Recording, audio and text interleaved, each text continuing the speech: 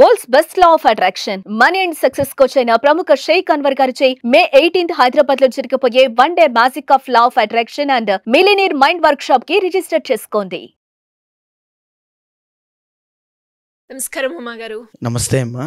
అక్షయ తృతీయ, ఈసారి అక్షయ తృతీయ ఏ రోజు వస్తుంది? దాంతోపాటు ఆ రోజు కనుక ఎవరైనా కూడా సద్వినియోగం చేసుకోవాలి అంటే ఎలా చేసుకోవచ్చు అంటారు? తప్పకుండా.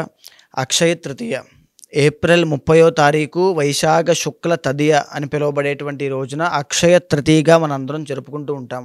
అయితే ఈ వైశాఖ శుక్ల తదియ నాడు కృతయుగము ప్రారంభమైందంటండి.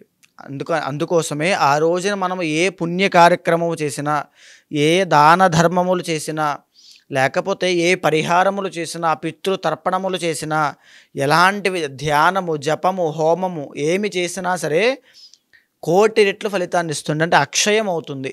అందుకోసమే దాన్ని అక్షయ తృతీయ అని పిలుస్తూ ఉంటారు. అయితే జనరల్గానే యొక్క అక్షయ తృతీయ బుధవారము రావడం అనేటువంటిది చాలా రేర్ కాంబినేషన్, చాలా అరుదుగా వస్తూ ఉంటుంది. అందులోనూ అక్షయ తృతీయ రోహిణీ నక్షత్రంతో కూడి రావడం అనేటువంటిది ఇంకా అరుదుగా వస్తూ ఉంటుంది. అలాంటి కాంబినేషన్స్తో ఈ యొక్క సంవత్సరం ఏప్రిల్ 30వ తారీఖున అక్షయ తృతీయ వచ్చింది. చాలా మందికి ఉన్నటువంటి అపోహ ఏమిటి అంటే అమ్మ, అక్షయ తృతీయ నాడు బంగారము కొంటే అక్షయం అవుతుంది, చాలా ఎక్కువగా పెరుగుతుంది, మేము ధనవంతులు అవుతాం అనేటువంటి అపోహతో విపరీతంగా బంగారం కొంటూ ఉంటారు. కానీ అది నిజం కాదు. ఆ రోజున శాస్త్రము బంగారాన్ని దానం చేయమని చెప్పింది, భూమి దానం చేయమని చెప్పింది, గోదానము చేయమని చెప్పింది, లేని వాళ్ళకి అన్నదానము చేయమని చెప్పింది, జలదానము అంటే వాటర్ పంచమని చెప్పింది, చెప్పులు లేని వాళ్ళకి చెప్పులు ఇచ్చినా, పడుకోవడానికి వసతి లేని వాళ్ళకి ఒక దుప్పటో తలగడనో లేకపోతే ఏదైనా ఒక చాపో ఏదైనా ఇచ్చినా, లేకపోతే పెరుగు దానంగా ఇచ్చినా, గోధుమలు శనగలు ఈ రెండు, పెరుగు ఈ మూడు చాలా ముఖ్యమైనటువంటి అంశాలండి.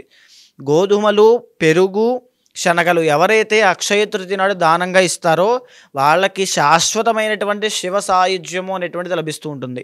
అయితే ఎవరైతే ఆ రోజున భోజనం పెడతారో, ఎవరైతే గోదానము చేస్తారో, ఎవరైతే భూదానము చేస్తారో, ఎవరైతే బంగారాన్ని దానంగా ఇస్తారో, బట్టలు లేని వాళ్ళకి ఎవరైతే వస్త్రదానము చేస్తారో, ఎండలో ఇబ్బంది పడుతున్న వాళ్ళకి గొడుగు దానంగా ఎవరైతే ఇస్తారో, వీళ్ళందరికీ కూడా వాళ్ళు పడేటువంటి దరిద్రములు, దోషములు, కష్టములు, క్లేశములు అన్నిటి నుంచి బయటికి రావడానికి, ఇమీడియట్ రిజల్ట్స్ రావడానికి అక్షయ తృతీయ నాడు చేసేటువంటి ఈ దాన ధర్మములు పనిచేస్తాయి. అయితే మనం బాగా చూస్తే పితృదోషము అనేటువంటి ఒక దోషం ఉంటుందండి.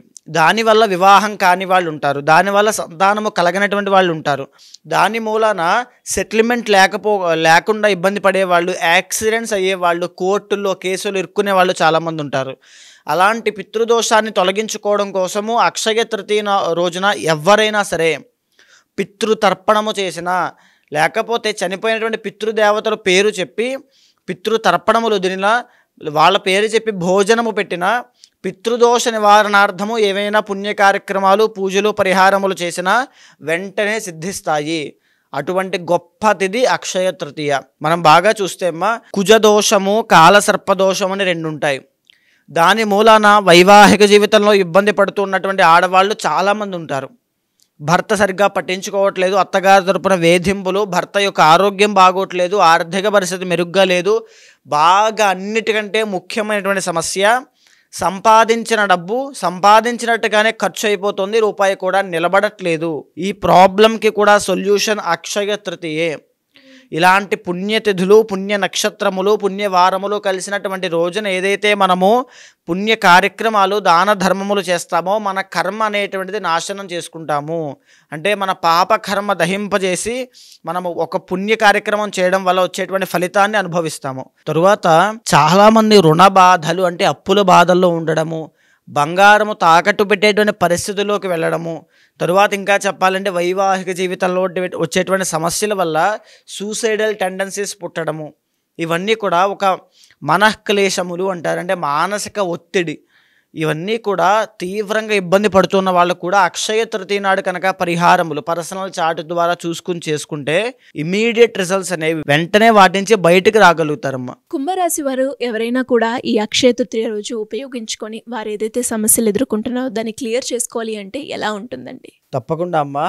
ఏదైతే కుంభరాశి వాళ్ళ కోసం మనం మాట్లాడుతున్నామో, ఈ అక్షయ తృతీయ కోసం చెప్తున్నాం కదండి, దాంట్లో భాగంగా కుంభరాశి వాళ్ళకి లాస్ట్ ఫేజ్ ఆఫ్ ఏలినాటి శని అనేటువంటిది నడుస్తోంది. దీని మూలన ఆశా నిరాశలు, ఏదైతే నాకు ఆ ఉద్యోగం కావాలి, వచ్చేసింది, వస్తోంది అనే భావనలు ఉన్నారో అది రాకుండా పోవడము, దానివల్ల వచ్చేటువంటి అసంతృప్తి భావన చాలా ఇబ్బంది పెడుతూ ఉంటుంది. ఏవైతే డబ్బులు నాకు తిరిగి వచ్చేస్తాయి, నేను ఇన్వెస్ట్ చేసినవి, నేను మోసపోయినవి అనుకుంటూ ఉంటారో అవి రాకుండా పోతాయి. ఇంకా చెప్పాలి అంటే ఆర్థిక పరమైన ఇబ్బందులు, రుణ బాధలు చాలా ఎక్కువగా ఉండడము, మాట వల్ల వచ్చేటువంటి తగుల్లో ఇబ్బంది పడుతూ ఉండడం అనేటువంటిది వీళ్ళకి కనబడుతూ ఉంటుంది. అయితే అన్నిటికంటే ఇంపార్టెంట్ ఏంటి అంటే ఏలినాటి శని దోషంతో పాటుగా వీళ్ళకి పట్టబోయేటువంటి లగ్న రాహువు, అదేవిధంగా గురుబలం పెరగడము పంచమ స్థానంలో అనేటువంటిది చాలా ఇంపార్టెంట్ అంశాలు. లగ్నంలోకి రాహువు రావడం మూలన ఆరోగ్యపరమైన ఇబ్బందులు, అనవసరమైన ఖర్చులు ఎక్కువగా అయ్యే అవకాశం ఉంటుంది. పంచమంలో గురుడు రావడం మూలన సంతానం కోసం ప్రయత్నం చేస్తున్న వాళ్ళకి సంతాన యోగము, తర్వాత గొప్ప కీర్తి ప్రతిష్టలు, పేరు ప్రఖ్యాతలు వచ్చే అవకాశాలు వీళ్ళకి లభిస్తాయి. అయితే ఏదైతే ఏలినాడు శని లాస్ట్ ఫేజ్లో సంచారం చేస్తుందో ఆ శని భగవానుడు ఇక్కడ పట్టేటువంటి గురుని కూడా, అంటే గురుబలాన్ని కూడా వీక్ చేస్తూ ఉంటారు. దాని మూలన ఆర్థిక సమస్యల్లో ఎక్కువగా ఇబ్బంది పడే అవకాశం ఉంటుంది. కుంభరాశి వాళ్ళు ఈ వీడియో చూస్తున్నట్లయితే తప్పకుండా అక్షయ తృతీయ రోజున మహాలక్ష్మీదేవి యొక్క ఆరాధన చేయండి. గురుబలాన్ని ఇంకా పెంచడం కోసం, రాహుగ్రహ దోషం పోవడం కోసం చండీ హోమము కానీ, చండీ సప్తశతీ పారాయణ కానీ చేయండి. శ్రీదేవి ఖడ్గమాల స్తోత్రం కానీ చదవండి. తరువాత విష్ణు సహస్రనామ పారాయణ, లలితా సహస్రనామ పారాయణ తప్పకుండా చేయండి. కుంభరాశి వాళ్ళు ఇంకా బెటర్గా ఉండాలి మా లైఫ్లో అనుకుంటే కనుక, అంటే యాక్చువల్గా కుంభరాశి వాళ్ళకి the original 4th and 9th lord శుక్రుడు అవుతారు. అంటే వీళ్ళ జాతకం మారాలి అంటే శుక్రబలం చాలా బాగుండాలి, మహాలక్ష్మీదేవి అనుగ్రహం కావాలి. అక్షయ తృతీయ నాడు మహాలక్ష్మీదేవి యొక్క అనుగ్రహాన్ని పొందేటువంటి సమయం చాలా బాగుంటుంది. ఆ రోజున కనుక మీరు చేస్తే కుంభరాశి వాళ్ళు ఇమీడియట్గా రిజల్ట్స్ అనేవి చూస్తారు తప్పకుండా. దీంతో పాటుగానే లగ్న అంటే 1st and 12th lord ruled by Shani కాబట్టి కోర్టు వ్యవహారాలు, కేసులు, అనుకోని తగాదాల్లో ఇరుక్కోవడము, వెన్నుపూసకు సంబంధించిన ఇబ్బందులు, డయాబెటీస్, కీళ్లవాతము, జాయింట్ పెయిన్స్, సయాటికా, స్పాండిలైటిస్ సమస్యల్లో ఇబ్బంది పడుతూ ఉన్న వాళ్ళు, గ్యాస్ట్రిక్ ట్రబుల్తో, రెస్పిరేటరీ ప్రాబ్లమ్స్తో ఇబ్బంది పడుతూ ఉన్న వాళ్ళు, ఇంకా చెప్పాలి అంటే అధికమైన కోపము, ఆ కోపముతో వచ్చేటువంటి సమస్యలు, వాటి ద్వారా ఇబ్బంది పడుతున్న వాళ్ళు తప్పకుండా అక్షయ తృతీయ నాడు మీ యొక్క పర్సనల్ చార్ట్ చూసుకున్న తర్వాత దశ అంతర్దశలు బట్టి వచ్చేటువంటి ఆ గ్రహాల యొక్క అధిదైవాలకి సంబంధించిన శాంతి పూజలు వెంటనే ఆచరించండి. దీని మూలాన ఏదైతే సమస్య వల్ల మీరు బాధపడుతూ ఉన్నారో శీఘ్రమే వెంటనే దాని నుంచి ఉపశమనం పొందుతారు. అండ్ అక్షయ తృతీయ నాడు ఇందాక నేను చెప్పినటువంటి దాన ధర్మములు మాత్రము తప్పకుండా ఆచరించండి, శివ సాయుధ్యం అనేటువంటి దాన్ని పొందుతారు. ఎలా అండి ఎవరికైనా కూడా అంటే అక్షయ తృతీయ రోజు ఉపయోగించుకొని వాళ్ళు ఏదైతే సమస్యను ఎదుర్కొంటున్నారో దానికి సంబంధించి వారి యొక్క రాశులు, అలాగే వారి యొక్క పర్సనల్ చార్ట్ చూపించుకొని దానికి పరిష్కారం చేసుకోవాలి అంటే ఎలా ఉంటుంది? తప్పకుండా అమ్మ, మనం మాట్లాడుకునేటువంటి అంశం అంతా కూడా గోచారానికి సంబంధించిందండి. అయితే పర్సనల్ చార్ట్ అనేటువంటిది చాలా డిఫరెంట్గా ఉంటుంది. ఎవరైనా అలాంటి వాళ్ళు ఉంటే ఖచ్చితంగా మీకు కింద కనిపించే నెంబర్కి కాల్ చేసి పూర్తి వివరాలు తీసుకోవచ్చమ్మా. ఎందుకు అని అంటే గోచారము, గ్రహచారం అని రెండు వేరువేరుగా ఉంటాయి. మీ పర్సనల్ చార్ట్లో ఏవైతే దోషాలు ఉంటాయో అవే మిమ్మల్ని కర్మ ద్వారా వచ్చినటువంటి దోషములు పట్టి పీడిస్తూ ఉంటాయి, కష్టాలకి దారితీస్తూ ఉంటాయి. ఏదో కష్టం వచ్చింది, ఏదో బాధ వచ్చిందంటే దానికి కారణం ఏదో ఒక కర్మ ఉంటుంది, దాన్ని ఇండికేట్ చేసేటువంటి ఒక గ్రహం ఉంటుంది. ఎప్పుడైతే ఆ గ్రహానికి సంబంధించి ఆధిపత్యాన్ని వహించి అధిదైవాలకి సంబంధించిన పరిహారములు ఇలాంటి పుణ్యతిథుల్లో చేస్తామో వెంటనే ఆ ప్రాబ్లం నుంచి బయటపడతాము. సో అలాంటి వాళ్ళు ఎవరైనా ఉంటే తప్పకుండా మీకు కింద కనిపించే నెంబర్కి కాల్ చేస్తే మా వాళ్ళు మీకు పూర్తి వివరాలు అందిస్తారు. తప్పకుండా మాట్లాడి ఆ పరిహారములు చేయించి మంచి రిజల్ట్స్ వచ్చేలా చేస్తాను. థ్యాంక్ యూ అండి. Thank you so much. నమస్తే అమ్మా.